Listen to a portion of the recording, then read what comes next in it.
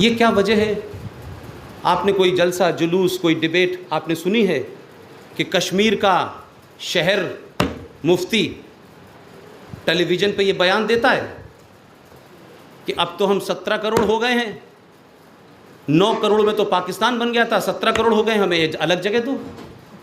भाई साहब, ये तो हमने कोई प्रॉपर्टी डीलर है हम क्या हिंदुस्तान के कि हर बार एक टुकड़ा दे देंगे कि आइए अब ले जाइए, अब 17 करोड़ हो गए, फिर 18 करोड़ हो गए, फिर ले जाइए। कि टेलीविज़न पे बयान सुनिए, 2 बार गया, लेकिन किस मुसलमान ने कहा कि शहर मुफ्ती को चौराहे पे गोली मार देनी चाहिए? इसकी आवाज़ हिंदुस्तान के मुसलमानों को शक के दायरे में खड़ा करेगी? नहीं मारा। आपकी खामोशी ने मुल्क बंटवा दिया।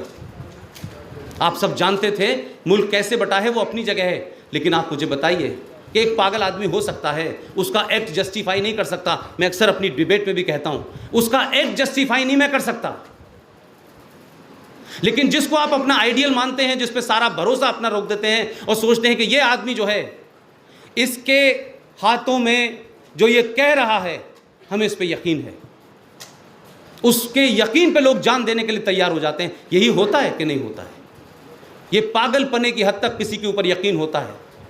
जैसे कुछ लोग आजकल पागलपने की हद तक जो है वो कहते हैं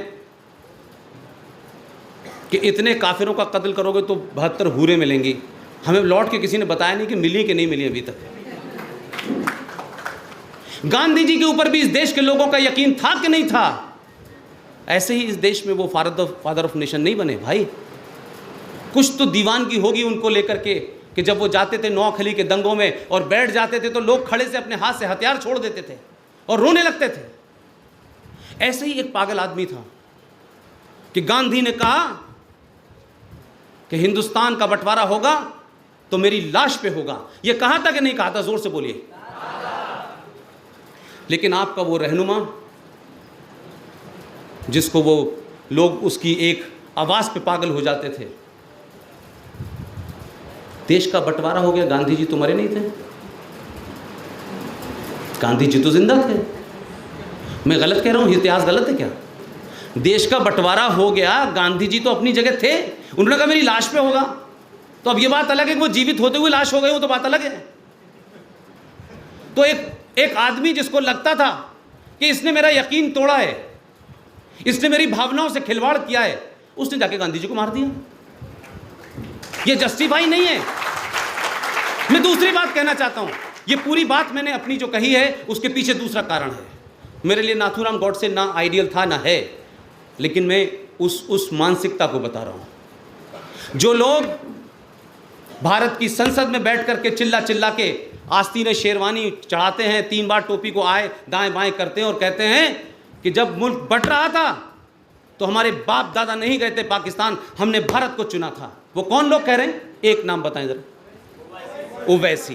देखिए कितना इनलाइटन लोग हैं कि असल आदमी का नाम पता है। I am so happy. कौन है ये ओवैसी? इसके वालिद का नाम क्या था? इसके दादा का नाम क्या था? इसके दादा का नाम रिजवी था। रजाकारों की फौज हिंदुस्तान की फौज से लड़ने के लिए किसने बनाई थी? इसके वालिद सलाउद्दीन ओवैसी, दंगाई। जो लोगों ने हैदराबाद को पाकिस्तान में मिलाने के लिए 1 लाख रजाकारों की फौज बनाई, उसके वारिस भारत की पार्लियामेंट में खड़े होकर के हिंदुओं पे एहसान कर रहे हैं कि हम नहीं गए, हम तो यहीं रह गए। भाई चले जाते, हम कह रहे तो हमारे लिए मुसीबत खत्म हो जाती। आपने यहां रह के एहसान नहीं किया, यहां रह करके जो बचे कुचे मुसलमान थे उनमें फिर जहर भर दिया आपने। इसलिए कश्मीर में भी कोई कुछ बोलता है तो आप चुप रहते हैं। इसलिए यूपी के रामपुर का एक पागल कुछ बोलता है फौज के बारे में तो भी आप चुप रहते हैं। इसलिए इस देश में रोहिंग्या मुसलमानों के लिए लोग आप चिल्लाने लगते हैं। इसलिए कश्मीर के अंदर जो कुछ हो रहा है उसको जस्टिफाई ठहराने लगते हैं। वही मुसलमान कश्मीर के अंदर एक काले से रंग का झंडा देखा है आपने? देखिए मेरी बात में आप हाँ ना इसलिए बताइए कि मैं मोनोलोग आपको कुछ बताने नहीं आया हूं, मैं ज्ञानी आदमी नहीं हूं। आपसे वो बताने आया हूं जब आप कल मुंह खोले किसी के सामने और कोई आपसे तर्क करे तो आपका लॉजिक फैक्ट के ऊपर होना चाहिए, किताब के ऊपर होना चाहिए कि वो भाग जाए। उस काले झंडे पे क्या लिखा हुआ है? ISIS, that is not important for me, I am not emotional for that.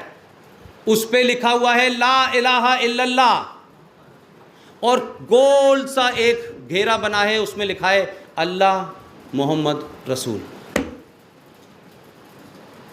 Police से झड़प में जब वो झंडा लेके खड़े होते हैं और पुलिस जब लाठी चार्ज करती है तो उसी झंडे को छोड़ के भाग जाते हैं अल्लाह मोहम्मद रसूल को लोगों के पैरों के नीचे दबाने के लिए।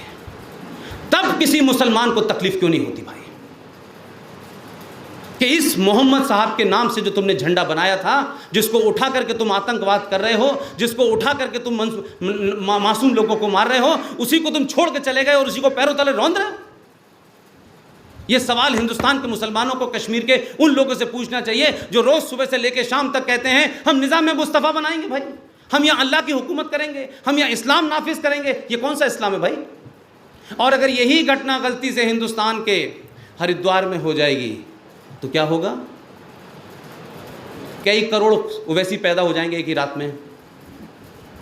तो सवाल यह है कि मेरे जूतों के नीचे अगर वो झंडा जाए और आपके जूतों के झंडा जाए तो फिर आपका रिएक्शन अलग अलग क्यों है? अल्लाह और मोहम्मद तो आपके लिए एक ही हैं कि वो जूते देख के देखते हैं आप कि मुसलमान के जूते तले अगर वो झंडा रौंद दिया गया है तो कोई फ़र्क नहीं पड़ता, क्योंकि मुसलमान है माफ़ कर देंगे अल्लाह, हिंदुओं को नहीं माफ़ करेंगे क्योंकि मुसलमानों का तो है अल्लाह, हिंदुओं का नहीं है। आप कहते हैं रब्बुल आलमीन, कोई है मुसलमान यहां? कोई है? रब्बुल आलमीन का मतलब क्या है? रब्बुल आलमीन का मतलब है इस सृष्टि को चलाने वाला, इस कायनात को चलाने वाला। वो जर्रे जर्रे में है, उसकी मर्जी के बगैर न पंखा चलता है, न बिजली आती है, न पेड़ हिलता है, न मैं सांस ले सकता हूं। वो रब्बुल आलमीन है। लेकिन पूछिए आरएसएस ने, ये मैं सिंबॉलिक इस्तेमाल कर रहा हूँ, आरएसएस, विश्व हिंदू परिषद, आरएसएन सिंह साहब, किस कट्टरवादी हिंदू ने इस रब्बुल आलमीन को रब्बुल मुस्लिमीन बना दिया कि ये रब्बुल आलमीन सिर्फ मुसलमानों का है, हिंदुओं का नहीं है? आपने बनाया, किसने बनाया? पूछे मुसलमानों से जाके भाई कि रब्बुल आलमीन का मतलब है इस कायनात को चलाने वाला, और आप कहते हो कि जर्रे जर्रे में वो है, उसकी मर्जी से कुछ नहीं होता। ज़लमन तशाहू वलमन तशाहू, अगर आपको इज्जत दिलाएगा तो वो दिलाएगा और आपको जिल्लत दिलाएगा तो वो दिलाएगा। तो आप क्या हैं? तो फिर कौन तय कर रहा है कि किसको कन्वर्ट किया जाए, किसको नहीं कन्वर्ट किया जाए? आपको ये ठेकेदारी किसने दी है भाई? क्या आप कन्वर्ट कीजिए, लव के तहत कीजिए, लैंड जिहाद के तहत कीजिए? किसने कहा भाई आपसे? अगर आपको इश्क हो गया है किसी मुसलमान लड़की से, आपको इश्क हो गया है किसी हिंदू लड़की से, जाइए शादी कर लीजिए। लेकिन ये क्यों बता रहे हैं कि साहब हमको 2 लाख रुपए मिलेंगे क्योंकि हमें अपनी तादाद बढ़ानी है? अल्लाह के फजल से आपकी तादाद पूरी दुनिया में बहुत है, तो क्या कर लिया आपने?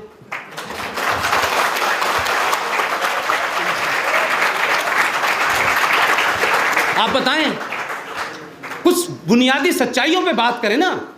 कितने नोबेल प्राइज जीते आपने? आप सुबह 57 मुल्क हैं हमारे। अरे भाई क्यों डराते हो दिन भर? किसको डरा रहे हो यार? हमारा तो एक ही मुल्क है, तब भी हम नहीं डर रहे। मुकम्मल ईमान नहीं है मुसलमान का हिंदुस्तान के, बिल्कुल मुसल्लत ईमान नहीं है इनका। इन्होंने एक किताबी मजहब को, जिसमें हर सुबह उठने से लेकर रात के सोने तक की हर चीज़ लिखी हुई है, हर बात लिखी हुई है, उसको गलत साबित कर दिया है। हम तो बगैर किताब वाले लोग हैं, हमने तो तब भी कुछ नहीं नकारा। इसलिए इस देश में ठेकेदारी किसने ली हुई है? ये मौलवी साहब ने, मदरसों ने, किसने ली हुई है ठेकेदारी भाई? आप अल्लाह को डायरेक्ट आंसरेबल हैं कि नहीं है? बताएं। आपकी मुसलमान हैं, आपने नमाज पढ़ी नहीं पढ़ी, रोज़ा रखा नहीं पड़ा, इसके लिए पुष्पेन साहब को, अहमद साहब को जवाब नहीं देना है। आप अपने अल्लाह के प्रति डायरेक्ट रिस्पॉन्सिबल हैं, कोई बीच में नहीं है कॉन्ट्रैक्टर। ये जो बड़े घूम रहे हैं पार्लियामेंट से लेके बाहर तक, ये इतने सारे कॉन्ट्रैक्टर हैं कि उनको लगता है कि अल्लाह से बात तो हम ही करा सकते हैं। उन पागलों को नहीं पता कि एक ज़माने STD होता था, अब डायरेक्ट मोबाइल आ गया है। अब नंबर मिलाने की जरूरत नहीं कि आपका जब तक ऑपरेटर नहीं मिलाएगा अल्लाह से बात नहीं होगी, मगर उसके बाद हो जाएगी भाई। लेकिन वो तैयार नहीं है इस बात के लिए। ये कॉन्ट्रैक्ट किलर कौन है इस दिल्ली के अंदर और इस देश में, जो जगह जगह फैलाए हुए हैं, अलग अलग किस्म के तरीके ढूंढते हैं। और क्या इजाद किया? बोर तो नहीं हो रही मेरी बात से?